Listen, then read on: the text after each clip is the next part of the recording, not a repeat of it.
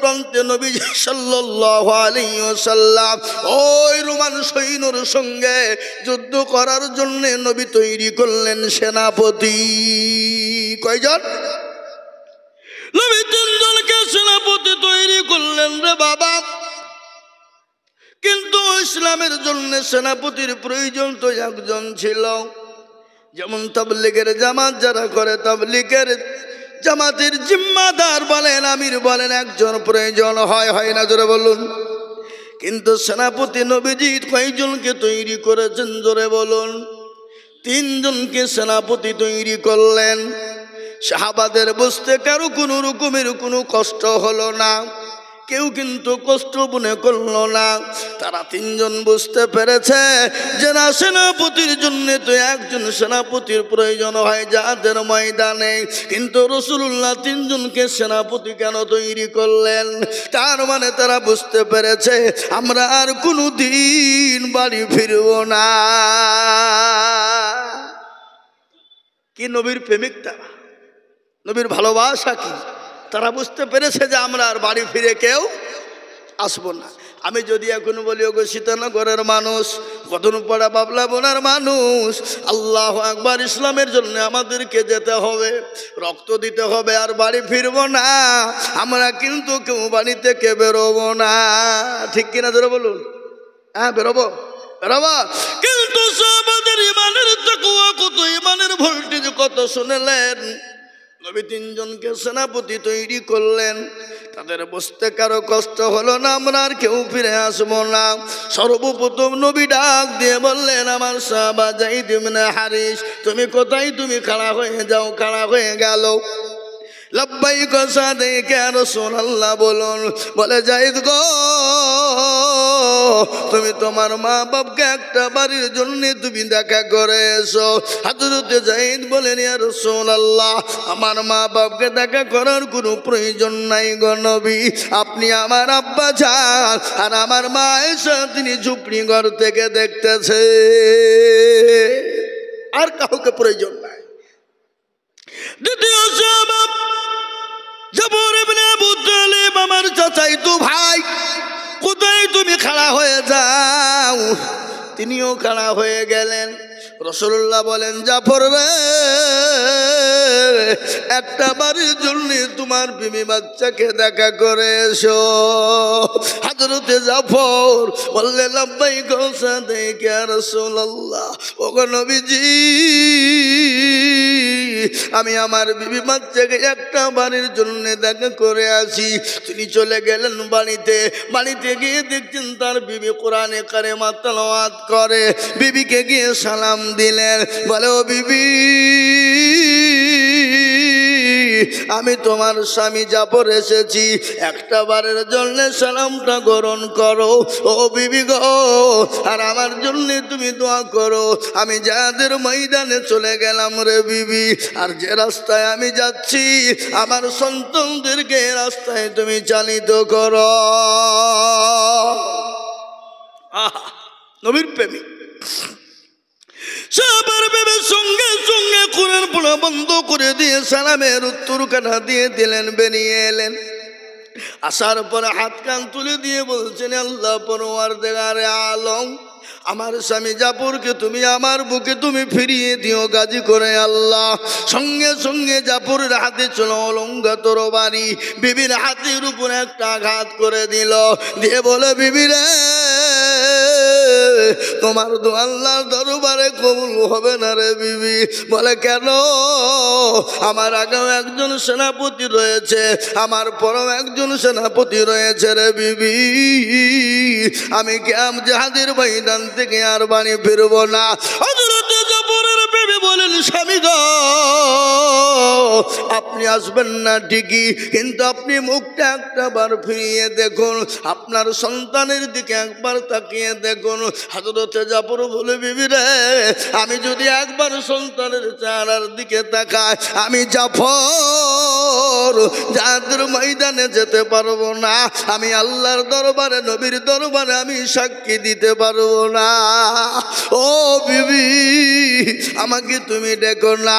হযরতে জাফর রাদিয়াল্লাহু তাআলা আনহু জাহাদের ময়দানে চলে গেলেন, পেছনের দিকে একটা বারের জন্য তাকিয়ে দেখলেন না কারা কাঁদে। কবিতরের মতো ছেলে মেয়ে বিবি বাচ্চা গোলা জমিনে পড়ে চটপট চটপট আব্বু আব্বু বলে ডাক দেয়, কিন্তু একটা বারের জন্য জাফর তাকিয়ে দেখে না। 2 নম্বর হয়ে গেল। 3 নম্বর সাহাবা আমার নতুন সাহাবা হযরত আব্দুল্লাহ ইবনে রাওহা, তিনি নতুন বিবাহ করেছে ফুলসজ্জার রাত। ও মুসলমান সেদিন বাসর রাত। হযরতে জাফর হযরত আব্দুল্লাহ ইবনে রাওহা তার বিবিকে সুন্দর তার চেহারা কেন ভালো করে দেখে নাই। বাড়িতে গিয়ে দেখে বিবি কোরআন তেলাওয়াত করতেছে। সুবহানাল্লাহ। কোরআন আমরা বাড়িতে গিয়ে হঠাৎ করে গিয়ে যদি দেখি বিবি কোরআন পড়ে, এখন তো আমাদের বাড়িতে গিয়ে দেখি বিবিরা মোবাইল চালায় নাকি বলেন? এই যে মোবাইল, হ্যাঁ অ্যান্ড্রয়েড, ও যে সিরিয়াল নিয়ে পাগল। ও মা বোনেরাও কান করে শুনে নাও। হযরত আব্দুল্লাহ ইবনে রাওহা বাড়িতে গেলেন, নতুন বিবাহ হয়েছে, ফুলসজ্জা হয় নাই রে বাবা। ও মুসলমান গো দরদি, বিবিকে গিয়ে সালাম দিলেন। বিবিকে সালাম দিয়েছেন, বিবি সালামের উত্তর দিয়ে দিল। স্বামী বলেন, বিবি আমি তোমার স্বামী আব্দুল্লাহ ইবনে রাওহা এসেছি, আমার সালামটা একটা বারের জন্য না, আর আমার জন্য তুমি একটা বার দোয়া করো রে বিবি। আমি জাহাদের ময়দানে চলে গেলাম, ও বিবি আমার সঙ্গে তোমার দেখা হবে না। হযরতে আব্দুল্লাহ ইবনে রাওহার বিবি বলেন, স্বামী গো কেবল নতুন বিবাহ হলো, ফুলসজ্জা হয় নাই গো স্বামী, আপনি আমার চেহারা কেন এখনো পর্যন্ত দেখেন নাই? আমিও আপনার চেহারা কেন ভালো করে দেখতে পাই নাই? ও গো স্বামী খোদার কসম করে বলি, আমি মদিনার এক সুন্দরী হুর, আমি এত সুন্দরী একজন মদিনার হুর, আপনি একটা বারের জন্য আমাকে দেখা করেন গো স্বামী। হযরত আব্দুল্লাহ ইবনে রাওহা বলে, বিবি রে আমি যদি তোমাকে দেখা করতে যাই আমি তোমার প্রেমে পাগল হয়ে যাব, আর আমি যদি তোমার প্রেমে পাগল হয়ে যাই আমি জাহাদের ময়দানে যেতে পারবো না, আর জাহাদের ময়দানে যদি যেতে না পারি আমি আল্লাহ রাসূলের সামনে দাঁড়িয়ে থাকতে পারবো না। ও বিবি আমাকে তুমি প্রেম নিবেদন করো না। হযরত আব্দুল্লাহ ইবনে রাওহা তার বিবির কত কোনো রকম শুনল না। ও বিবি কিয়ামতের দিনে তোমার সঙ্গে আমার দেখা হয়ে যাবে। বিবি বলেন, স্বামী গো আমি আপনাকে কিয়ামতের ময়দানে কি করে দেখতে পাবো?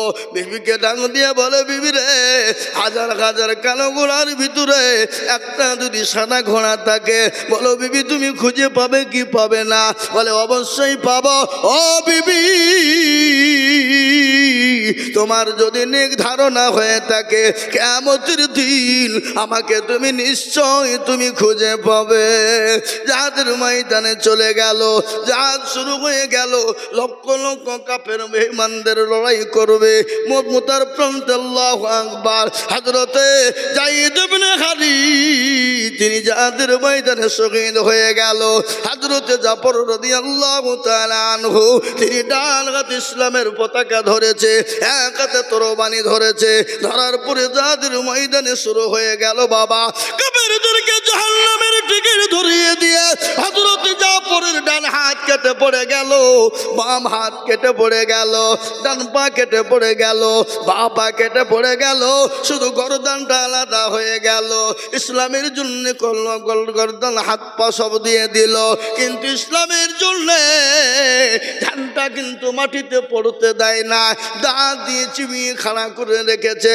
বলে, ও নবীর সাহাবা শোনে না, আমি জাফর যতক্ষণ পর্যন্ত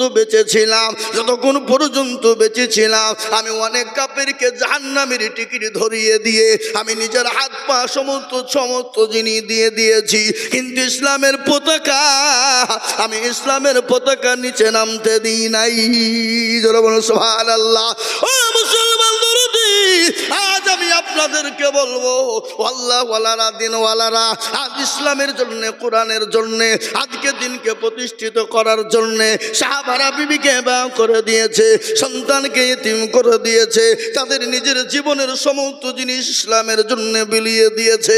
আজ আমি বলবো বাপরে, আজ আমাদেরকে রক্ত দিতে হবে না, আজকে বিবিকে বিবাহ করে দিতে হবে না, আজকে সন্তানকে ইতিম করতে হবে না। আজকে গোটা পৃথিবীর জমিনে বেঈমানেরা আজকে ইসলামকে মিটিয়ে দিতে চায়, আজকে ইসলামকে মিটিয়ে দিতে চায়, কোরআনকে মিটিয়ে দিতে চায়। কিন্তু আমি আপনাদেরকে বলবো এ কোরআনের মালিককে একবার চিলিয়ে বলুন তো দেখি, কে এই কোরআনের মালিক? বললেন আল্লাহ। আল্লাহ নিজেই বলেছে ইন্না নাহনু নাযালনা যিকরা ওয়া ইন্না লাহু লাহাফিজুন। কেউ যদি কোরআনের হেফাজত না করে, আল্লাহ নিজেই বললেন কোরআনের মালিক আমি আল্লাহ, আমি কার দ্বারাই কিভাবে হেফাজত করব? আমি আল্লাহ যারা পৃথিবীর জমিনে কেউ বলতে পারবে না। আজ আপনারা শুনেলেন ভারতবর্ষে দারুল উলুম দেওবন্দের সমীক্ষা শুনেলেন, আজকে বেঈমানরা বলছে কোরআন থব না।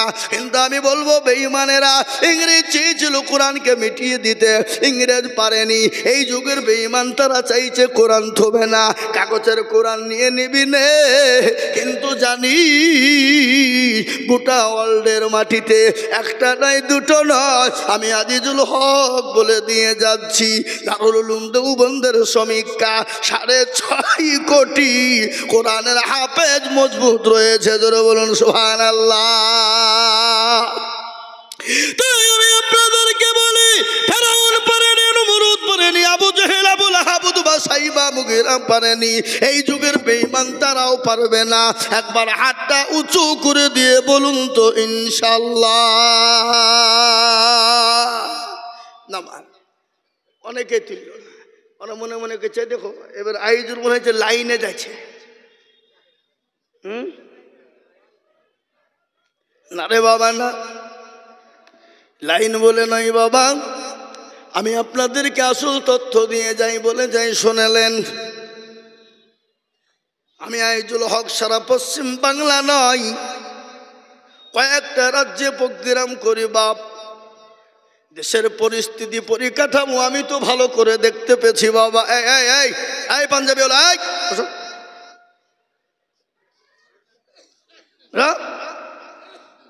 জাল লাগছে নাকি? মুখ খুলো। এই যে মুখ ঢেকে ঘুরে বেড়েছে সব গোলমেলে মাল। দেখবেন যারা ওই মুখ ঢেকে ঘুরে বেড়েছে মনে হচ্ছে এখনো করোনা আছে। ও করোনার নাম করে যে কত করোনা করছে আল্লাহ জানে। কি বুঝছেন আপনারা? বুঝতে পারলেন আমার কথাটা? হ্যাঁ মুসলমান, তাই আমি আপনাদেরকে বলি বাপরে, আজকে মুসলমান শুনেলেন যদি মুসলমানদের কাছ থেকে খোদা না খাস্তা কোরআন চলে যায়, খোদা না খাস্তা যদি মুসলমানদের কাছ থেকে মাদ্রাসা বন্ধ হয়ে যায়, খোদা না খাস্তা যদি মুসলমানদের কাছ থেকে মসজিদ চলে যায়, মুসলমানের কোনো অস্তিত্ব থাকবে না, মুসলমানের অস্তিত্ব থাকবে না। মুসলমান দুনিয়ার জমিনে বেঁচে থাকার কোনো তার লাভ হবে না, তার গাড়ি বাড়ি টাকা পয়সা সম্পদে কোনো কাজ হবে না। কিন্তু আমি আর একবার আপনাদেরকে বলবো বাবা, হাজারো চেষ্টা বেঈমান না করুক না কেন, ইসলাম কোরআনকে মিটিয়ে দিতে পারবে না। তার একবার সবাই মিলে হাত তুলে বলবো ইনশাল্লাহ পারবে না। এ মজলিসে আছে যত মুজাহিদ বীর, উচ্চ কণ্ঠে হাত তুলে বলি নারায়ে তাকবীর।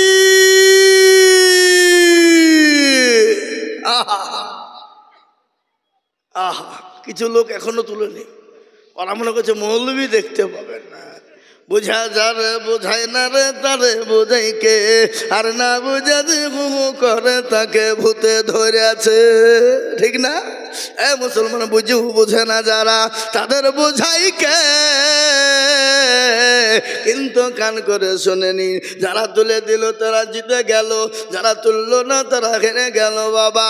ও মনে করবে মৌলবি দেখতে পাবে না, ওরা মনে করবে মৌলবি দেখতে পাবে না। কিন্তু মৌলবির সাথে তো সাথ নাই। যেটা দেখে সেটাকে, যেটা কেউ জানে না সেটা জানেন কে?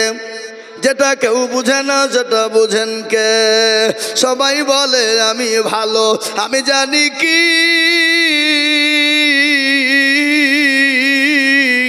আমার মনের গোপন খবর জানে আল্লাহজি। আলোতে আধারে নির্জনেতে কোথা কি করেছ তুমি সব জানে সে, তাহারি চোখে থেকে যাবে না পাখি আমি জানি কি। ও মুসলমান গো, সকলের কাছে ফাঁকি দেওয়া যাবে, আমার আল্লাহর কাছে ফাঁকি দেওয়া যাবে না। আজকে কোরআনের কথা শুনতে মন চাই না, কিন্তু একটা ঘটনা আমার মনে হয়ে গেল রে বাবা, না বলেও থাকতে পারি না। আবু জেহেল কিন্তু দিনের বেলায় কোরআনের দুশমনি করত, দিনের বেলায় নবীর দুশমনি করত, দিনের বেলায় ইসলামের দুশমনি করত। কিন্তু আবু জেহেল সে তো পাকা ইসলামের দুশমন, কিন্তু রাত্রি বেলাতে সে কোরআন শুনতো না। এই কথা বলো, শুনতো না? আরে কোরআন নাজিল হয়েছে কার উপরে?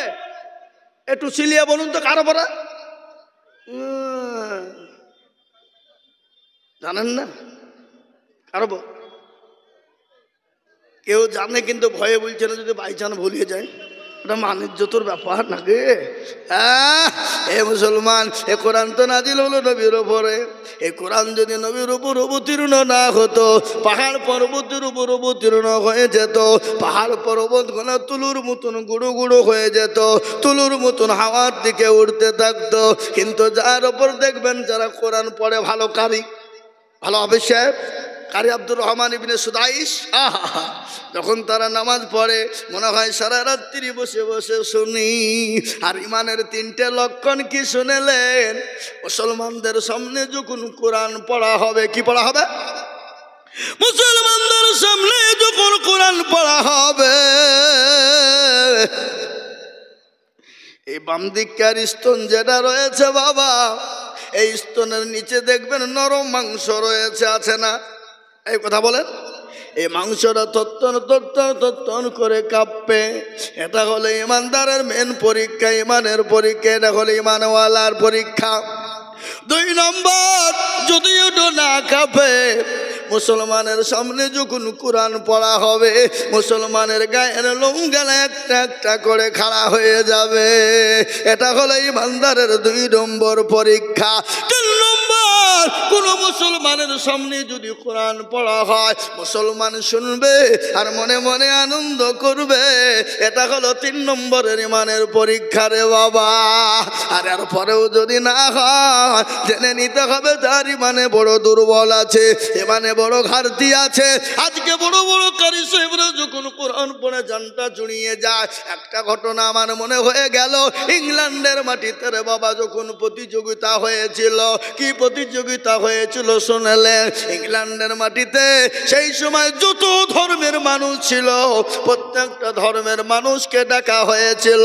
আর প্রত্যেকটা ধর্মের মানুষকে তার কিতাব থেকে তাদেরকে শোনানো হতো, বাইবেল শোনানো হতো, ত্রিপিটক শোনানো হতো। ও মুসলমান গো, যত ধর্ম রয়েছে সমস্ত ধর্ম হাজির। শুনলেন? এটা মারাত্মক ঘটনা। সমস্ত ধর্মের মানুষ জমা। কিন্তু সেখানে তো একজন জাজমেন্টের প্রয়োজন আছে, আছে না নাই? জোরে বলুন। জাজমেন্ট নাই? দেখবেন আমাদের দেশে আজকাল জালসাতে প্রতিযোগিতা হয়, কুইজ হয়, হয় না? কুইজ হয় না? প্রতিযোগিতা, কুইজ। সেরকম একজন জাজমেন্ট থাকে। আজকে যেমন এই জালসার সভাপতি আমাদের মৌলানা এখানে বসে আছে, মৌলানা হুজুর, হ্যাঁ তাই তো নাকি? হ্যাঁ, সভাপতি সাহেব যিনি একজন জাজমেন্ট। কিন্তু ইংল্যান্ডের মাটিতে একজন জাজমেন্ট হয়েছিল, খ্রিস্টানদের ঘরের ছেলে। শুনেলেন ভালো করে? এবং প্রত্যেকটা ধর্মের মানুষকে তাদের কিতাব থেকে 10 মিনিট করে পড়তে বলা হয়েছিল। ক মিনিট? যেটা বলুন। 10 মিনিট করে প্রতিটি ধর্মের মানুষকে পড়তে বলা হয়েছিল। কিন্তু ওখানে একটা বেল ছিল, 10 মিনিট হয়ে গেলে বেলে টিপুন পড়ে যেত, অটোমেটিক বন্ধ হয়ে যেত। কিন্তু মুসলমান গো, বুদ্ধ ধর্মকে বলা হলো শোনাও, হিন্দু ধর্মকে বলা হলো শোনাও, ও মুসলমান খ্রিস্টান ধর্মকে বলা হলো শোনাও। প্রত্যেকটা ধর্মকে একটা একটা করে শোনাতে বলা হলো, কিন্তু 10 মিনিট হয়ে যায় আর সুইচে অটোমেটিক চাপ পড়ে যায়। কিন্তু লাট বেলাতে যিনি শোনাইবেন তিনি কে জানে? তিনার নাম হলো কারি বাসিদ। মিশরের কারি বাসিদকে বলা হলো, কারি বাসিদ গো তুমি কোরআন শোনা, তোমাকে 10 মিনিট টাইম দেওয়া হলো। কারি বাসিদকে জাজমেন্ট যখন 10 মিনিট সময় দিল রে বাবা, কারি বাসিদ এমন একটা সূরা পড়লেন যে কাল কিয়ামতের দিনে আমার আল্লাহ ওই সূরাটা নিজেই তিনি পড়বেন। জোরে বলুন সুবহানাল্লাহ। আমার আল্লাহ কাল কিয়ামতের ময়দানে হাসরের মাঠে আল্লাহ নিজে কোরআন পড়বেন, আর ওই কোরআনের মধ্যে একটা সূরা আছে, সেই সূরাটা তিনি নিজেই পড়বেন। সেই সূরাটা পড়তে শুরু করে দিল কারি বাসিদ। জাজমেন কিন্তু বসে আছে, কারি বাসির শুরু করে দিয়েছে রহমান আল্লামাল কোরআন খলাকাল ইনসান আল্লামাহুল বায়ান আশ-শামসু ওয়াল কমারু বিউসমান। এরকম করে যখন পড়তে শুরু করে দিল, ও মুসলমান গো আজকে কোরআন শুনতে মুসলমান চায় না, আজকে কোরআনের মজলিসে মুসলমান বসে না। ভালো করে শুনেলেন, ওই জাজমেন যিনি ছিলেন তিনি কোরআন শুনতে শুনতে শুনতে তিনি জ্ঞান হারা হয়ে গেল। 1 ঘন্টা পড়া পার হয়ে গেল। সমস্ত ধর্মের মানুষরা জাজমেনকে ঠেলা দিয়ে বলে, কি ব্যাপার আমাদেরকে 10 মিনিট আর ঘন্টা পার হয়ে গেল, জাজমেনের কোনো খবর নাই। সঙ্গে সঙ্গে আল্লাহু আকবার সবাই মিলে বলল, জাজমেনের বিচার হবে, তাকে আসামির কাঠ গড়াই দাঁড় করানো হবে, যদি অন্যায় করে তাকে ফাঁসির মঞ্চে ঝোলানো হবে। ওই জাজমেন উঠে বলল, শোনো গো ও ধর্মাবলম্বী মানুষেরা, তোমাদেরকে যতগুলা কিতাব পড়তে বলা হয়েছিল আমি 10 মিনিটের মধ্যে বিরক্ত হয়ে যাচ্ছিলাম, কিন্তু আল্লাহর কালামুল্লাহ, আল্লাহর কোরআন এত মধু এত মধু এত মধু, আমি শুনতে শুনতে আমি জাজমেনি ভুলে গেছি, আমি টাইমের কথা ভুলে গেছি, আমি বুঝতে পারি না। এর জন্য আমি তোমাদের কাছে ক্ষমা প্রার্থী।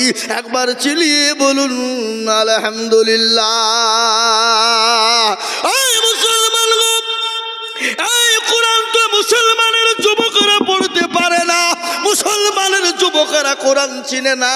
এই কোরআনের কারণে আজকে অস্ট্রেলিয়ার মাটিতে আপনার খ্রিস্টানদের সব থেকে বড় পাদ্রী যিনি, যার নাম হলো ডেভিড গোল্ড রে বাবা, এই কোরআনের কারণে 1/1/2024 তারিখে বাবা, 1/1/2024 ঘটনা। ডেভিড গোল্ড 1 নয় 2 নয়, নিজে কোরআনের জন্য কলমা পড়ে মুসলমান হয়ে গেলে। খালি মুসলমানই না, 10,000 মুরিদকে সঙ্গে নিয়ে কলমা পড়ে মুসলমান হয়ে গেল। জোরে বলুন সুবহানাল্লাহ, জোরে বলুন সুবহানাল্লাহ। কোরআনের জন্য সে মুসলমান হয়ে গেল, আর আমরা কোরআনের জন্য হাত তুলতে বললে আমাদের হাতটা ওঠে না। তাই আমি আর একবার আপনাদেরকে বলবো, ইনশাল্লাহ বেঈমানরা যতই চেষ্টা করুক না কেন কোরআনের ক্ষতি করতে পারবে না। আর একবার হাতটা উঁচু করে দিয়ে বলুন তো ইনশাল্লাহ। চলুন আল্লাহু আকবার। হ্যাঁ, কিছু আঠা পাকা লোক আছে, আঠা পাকাতে বোঝেন, কুকুর দেখেছেন? কুকুর এ পাড়াতে কুকুর নাই? আচ্ছা বলেন, কুকুর হালাল না হারাম?